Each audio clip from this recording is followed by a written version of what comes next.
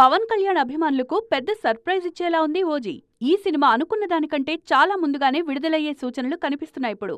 అదేంటి, పవన్ డేట్స్ ఇవ్వకుండా అదెలా సాధ్యం అనుకోవచ్చు. కానీ పరిస్థితులు అలా ఉన్నాయి మరి.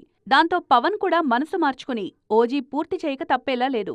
ఓజీ షూటింగ్కు పవన్ వచ్చి ఏడాది దాటేసింది. అప్పట్లో ఆయనిచ్చిన కొన్ని డేట్స్తోనే దాదాపు 70% పూర్తి చేశారు సుజీత్. ఆ తర్వాత పవన్ లేని సీన్స్ కూడా చాలా వరకు తీశారు ఈ దర్శకుడు. మరో 14 రోజులు డేట్స్ ఇస్తే మిగిలిన షూట్ కూడా పూర్తయిపోతుంది. కానీ అంతలోపే ఎన్నికలు రావడం, పవన్ డిప్యూటీ సీఎం కావడం, బిజీ అయిపోవడం చకచకా జరిగిపోయాయి. పవన్ బిజీ చూశాక ఓజీ 2025లో రావడం కష్టమే అని ఫిక్స్ అయిపోయారు అభిమానులు.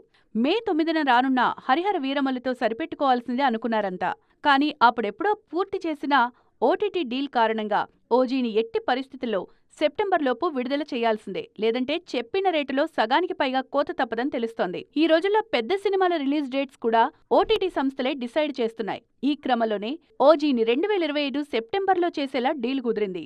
దాంతో మేలోపు షూట్ పూర్తి చేసి దసరాకు విడుదల చేద్దామని మేకర్స్ కి పవన్ మాటిచ్చినట్లు తెలుస్తోంది. ఇదే నిజమైతే మాత్రం 3 నెలల గ్యాప్లోనే పవన్ నుంచి వీరమల్లు, ఓజీ వస్తాయి. అదే జరిగితే ఫ్యాన్స్ కు పండగే పండగ.